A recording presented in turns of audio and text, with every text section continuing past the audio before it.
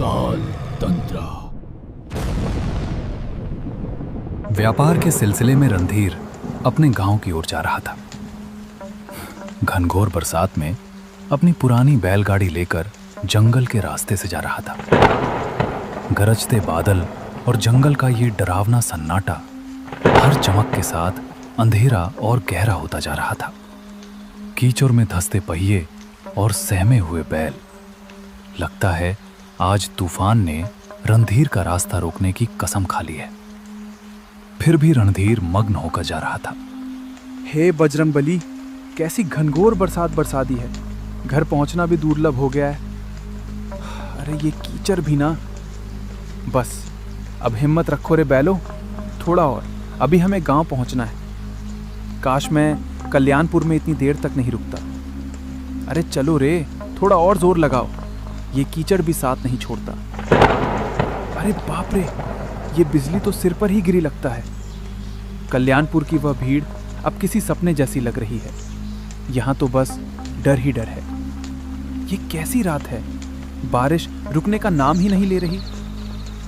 अरे बजरंगबली, कहीं ये वही रास्ता तो नहीं जहाँ की कहानियाँ लोग सुनाते हैं। दिल धक धक कर रहा है मेरा।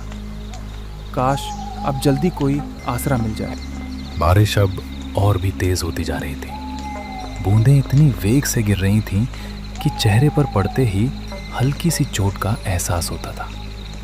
आसमान में बिजली बार बार चमक रही थी और बादलों की गड़गड़ाहट से धरती जैसे कांप उठती थी। चारों ओर सन्नाटा पसरा हुआ था।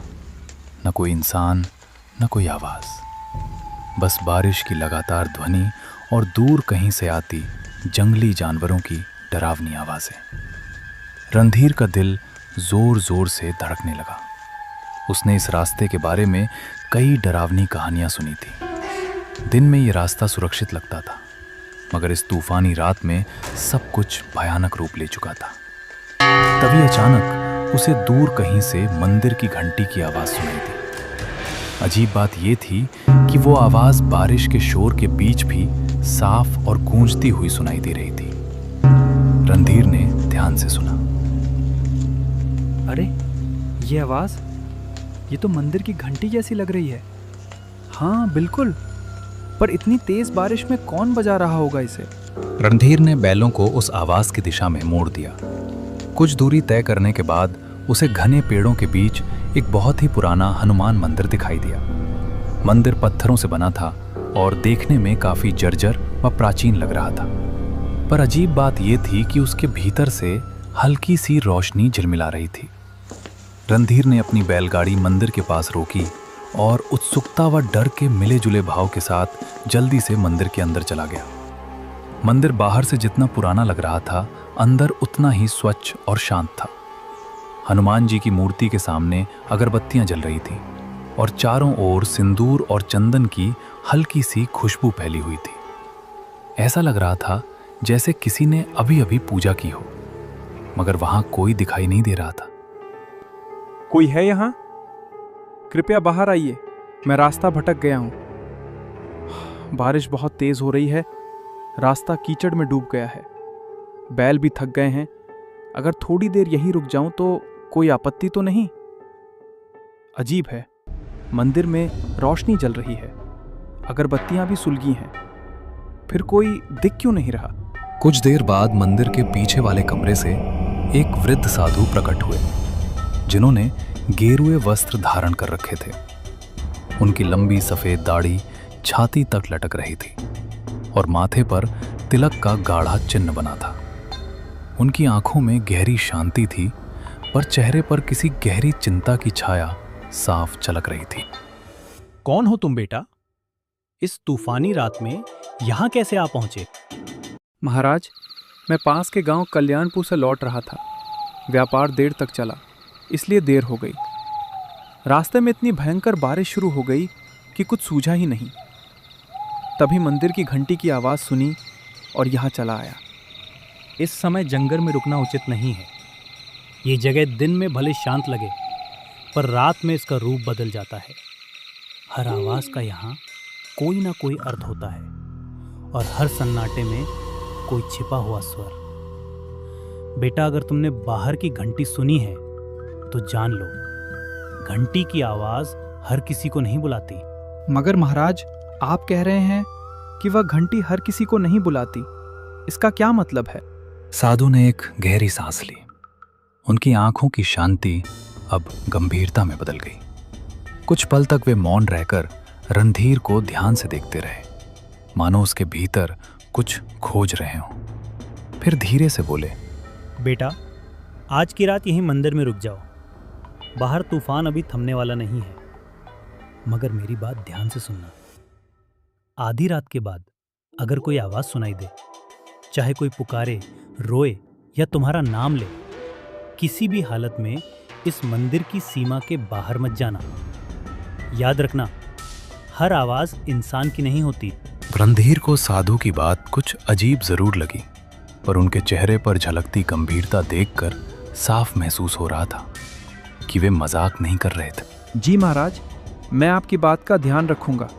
चाहे कैसी भी आवाज क्यों ना सुनाई दे, मैं मंदिर के बाहर कदम नहीं रखूंगा। उसने मन ही मन सोचा कि शायद रात में यहाँ जंगली जानवर आ जाते होंगे, इसलिए साधु महाराज मुझे डराकर सावधान करना चाह रहे हैं। साधु ने उसे पास के एक दूसरे कमरे में बैठने के लिए कहा। फिर वे अंदर चले गए और थोड़ी देर में एक थाली में कुछ ताज़े फल लेकर लौटे। लो बेटा, ये कुछ ताज़े फल खा लो। रास्ता लंबा था, शरीर को आराम और भोजन दोनों की ज़रूरत है। बाहर तूफान है, इसलिए आज यहीं ठहर जाओ। भगवान हनुमान की शरण में हो, चिंता मत करो, सब ठीक रहेगा। रणधीर ने शांति से फल खाए और पानी पिया। साधु महाराज ने उसे एक पुरानी चटाई और कंबल दिया ताकि वो आराम कर सके। रणधीर ने श्रद्धा से भगवान हनुमान को प्रणाम किया और मंदिर के एक कोने में जाकर लेट गया। थकान के मारे उसकी आंखें धीरे धीरे बंद होने लगीं। बाहर रात अब और गहरी हो चली थी। बारिश अब भी जोरों पर थी और हवाएं मंदिर की दीवारों से टकराकर सनसनाती हुई गुजर रही थीं। रणधीर नींद में जाने ही वाला था कि अचानक उसे एक अजीब सी आवाज सुनाई दी। पहले तो वो बहुत धीमी थी, पर कुछ ही पलों में वो आवाज धीरे धीरे तेज होती चली गई। रणधीर बेटा, बाहर आजा। देख, मैं यहाँ हूँ, डर मत। मैं तेरा पिताजी हूँ। तू इतनी देर से लौटा नहीं, मैं तुझे ढूंढता ढूंढता यहाँ तक आ गया। बेटा, बस एक बार बाहर आजा। देख, तेरे पिताजी तुझे बुला रहे हैं। मेरे पास आजा रणधीर। तू मुझे पहचानता है ना? मेरी आवाज सुन, मैं तुझसे मिलने आया हूँ बेटा। रणधीर, मेरी बात सुनो बेटा, मैं बड़ी मुसीबत में हूँ। कोई मुझे यहाँ से ले जाओ, वरना मैं बच नहीं पाऊंगा। तू तो मेरा साहसी बेटा है ना? बस एक बार बाहर आजा, मुझे तेरी जरूरत है। देख, मैं यहीं तेरे मंदिर के बाहर खड़ा हूँ। ठंडी बारिश में भीग रहा हूँ। जल्दी आ बेटा, मुझे बचा ले। रणधीर की आंखें अचानक खुल रहीं। वो चौंक कर उठ बैठा। उसके चारों ओर सन्नाटा पसरा था, पर वो आवाज अब और स्पष्ट सुनाई दे रही थी। अजीब बात यह थी कि वो आवाज किसी और की नहीं, बल्कि उसकी अपने पिताजी की आवाज जैसी लग रही थी।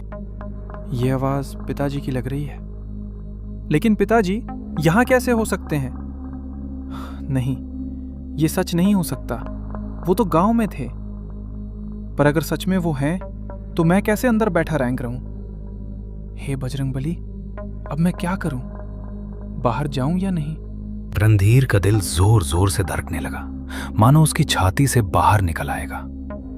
डर और जिज्ञासा दोनों उसके मन में एक साथ उमड़ने लगे। रणधीर उठ खड़ा हुआ और धीरे धीरे मंदिर के दरवाजे की ओर बढ़ने लगा। उसका हाथ दरवाजे की ओर बढ़ रहा था, जबकि मन भीतर से कह रहा था, शायद बाहर अगर पिताजी हैं और अगर सच में उन्हें मदद चाहिए तो मैं कैसे ना जाऊं। तभी अचानक किसी ने उसका हाथ कस कर पकड़ लिया। रणधीर सिहर उठा। पीछे मुड़ा तो देखा साधु महाराज उसके पीछे खड़े थे। उनकी आंखों में गहरी गंभीरता और एक अनकहा डर झलक रहा था। रुको बेटा, एक कदम भी बाहर मत रखना। मैंने तुम्हें पहले ही चेतावनी दी थी। जो आवाजें बाहर से आती हैं वे इंसान की नहीं होती। महाराज, पर वो तो सच में मेरे पिताजी की आवाज़ है। वही पुकार रहे हैं मुझे। कह रहे थे कि वो मुसीबत में है। अगर सच में वो हैं तो मैं उन्हें ऐसे कैसे छोड़ दूँ? वो तुम्हारे पिताजी नहीं है, वो एक छलावा है। तुम्हारे मन को पढ़ लिया है बेटा। ये उसी की आवाज में निकालती है जिसके लिए तेरे दिल में सबसे गहरा प्रेम हो। ये जानती है कि तेरे मन में अपने पिताजी के लिए कितना स्नेह है, इसलिए उसी का रूप धारण करके तुझे बुला रही है। कई यात्री इसके इस छल में फंस चुके हैं और फिर कभी लौटे नहीं। रणधीर बेटा, तू मुझे क्यों नहीं सुन रहा? मैं बहुत दर्द में हूँ। तेरे पिताजी हूँ मैं। देख, मैं यही बाहर हूँ, बारिश में भीग रहा हूँ। मुझे अकेला मत छोड़ बेटा। बस एक बार बाहर आ जा। अगर तू नहीं आया तो मैं बच नहीं पाऊंगा। महाराज, छोड़ दीजिए मुझे। वो मेरे पिताजी हैं। उनकी आवाज़ में पहचानता हूँ। आप समझ नहीं रहे। वो मुसीबत में हैं। मुझे उनकी मदद करनी ही होगी। कृपया जाने दीजिए। मैं उन्हें ऐसे नहीं छोड़ सकता। वो मुझे पुकार रहे हैं महाराज।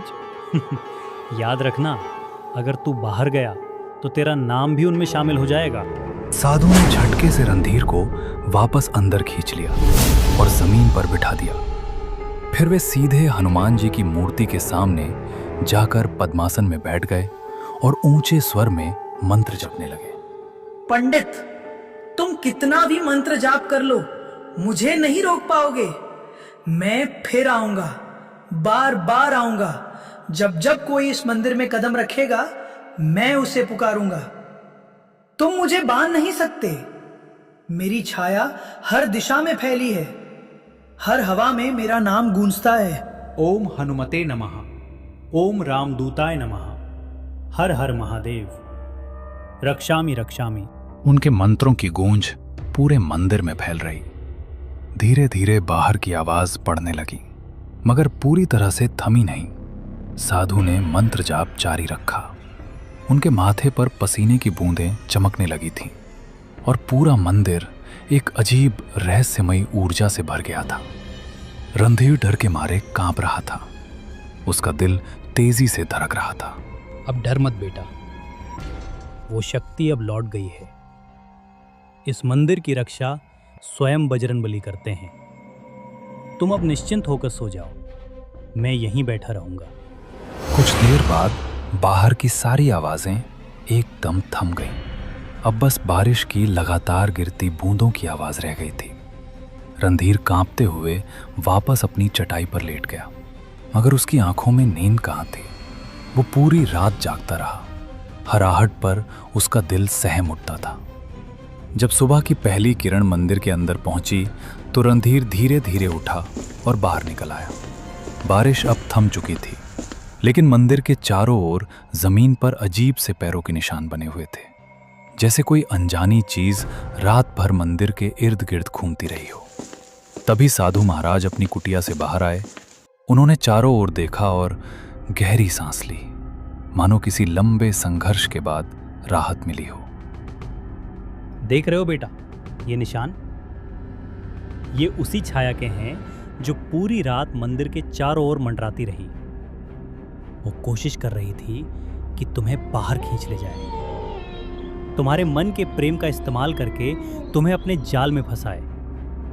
पर भगवान हनुमान की कृपा से वो इस मंदिर की सीमा पार नहीं कर सकी। ये रेखाएं उसकी असफलता की निशानी है। वो अब भी मुक्ति नहीं पा सकी, इसलिए हर तूफानी रात में लौटता है, किसी नए मन को बहकाने। महाराज, ये छलावा आखिर कौन है? क्यों हर रात यहाँ आता है और क्यों मुझे अपने पिताजी की आवाज़ में बुला रहा था? इसका क्या रहस्य है? इसकी पिछली कहानी क्या है? बेटा, ये छाया कोई साधारण आत्मा नहीं है। कभी ये भी एक इंसान था, एक औरत जो अपने पत्नी की मौत के बाद पागलपन की हद तक टूट गया था। कहा जाता है कि वो अपने दुख में इतनी डूब गया कि उसे जीते जी शांति नहीं मिली। एक तूफानी रात में उसने इसी जंगल में अपनी जान दे दी। तभी से उसकी आत्मा इस जगह से बंध गई। वो अब भी अपने अकेलेपन और दर्द से मुक्त नहीं हो पाई है। वो अपने दर्द में सबको शामिल कर लेना चाहता है। वो जानती है कि इंसान का सबसे बड़ा प्रेम किससे होता है? अपनेपन से, अपने पिताजी से, अपनी संतान से। इसलिए वो उसी आवाज में पुकारती है ताकि जो सुन ले वो खुद को रोक ना सके। कई यात्री उसके इस छलावे में फंस चुके हैं और फिर कभी लौटे नहीं। वही सब उसकी छाया में समा गए, उसी के दुख का हिस्सा बन गए। बेटा, अगर मैं तुम्हें रोका ना होता तो सुबह तक यहाँ तुम्हारे पैरों के भी निशान नहीं मिलते और तुम्हारे बैल वहीं के वहीं खड़े रह जाते। रणधीर के रोंगटे खड़े हो गए। रणधीर ने कांपते हाथों से साधु के चरण छुए। साधु महाराज, अगर आप मुझे नहीं रोकते तो पता नहीं मेरा क्या होता। साधु महाराज, आपने मेरी जान बचाई है। अगर आप ना होते तो आज मैं जिंदा नहीं होता। मैं आपका आजीवन ऋणी रहूंगा। इसे मैं कभी नहीं भूलूंगा। बेटा, मुझे नहीं, भगवान हनुमान को कहना। उन्हीं की कृपा से तुम आज सुरक्षित हो। याद रखना, उस छाया से बचने का एक ही उपाय है, श्रद्धा और विश्वास। ये दोनों कभी मत भूलना। रणधीर ने हनुमान जी और साधु महाराज को प्रणाम किया और बैलगाड़ी लेकर निकल पड़ा। रास्ते भर उसे रात की डरावनी आवाज और साधु की मदद याद आती रही। दोपहर को श्यामपुर पहुंचकर उसने देखा कि पिताजी आंगन में सुरक्षित बैठे हंस रहे हैं। वो खौफनाक आवाज झूठी थी। ये देख रणधीर की आंखों में आंसू आ गए और उसने दौड़कर पिताजी को गले लगा लिया। अरे ये क्या हाल बना रखा है तूने रणधीर? कौप क्यों रहा है बेटा? कहीं रास्ते में कुछ हुआ क्या? बोल ना पगले, तू ठीक तो है ना? पिताजी, मैं बहुत डर गया था। रात भर तुम्हारी आवाज़ सुनाई देती रही, इतनी सच्ची, इतनी करीब, जैसे तुम मुझे बुला रहे हो। मैंने सोचा तुम किसी मुसीबत में हो। अगर साधु महाराज मुझे ना रोकते तो शायद मैं आज तुम्हारे सामने ना होता। रणधीर ने अपने पिताजी को रात की सारी घटना बताई। उसकी बात सुनकर पिताजी की आंखों में डर और हैरानी दोनों झलकने लगे। धीरे धीरे यह खबर पूरे गांव में फैल गई। सबको मालूम हो गया कि उस जंगल में रात के समय कुछ अनहोनी घटती है। तब से किसी में भी इतनी हिम्मत नहीं रही कि अंधेरा होने के बाद उस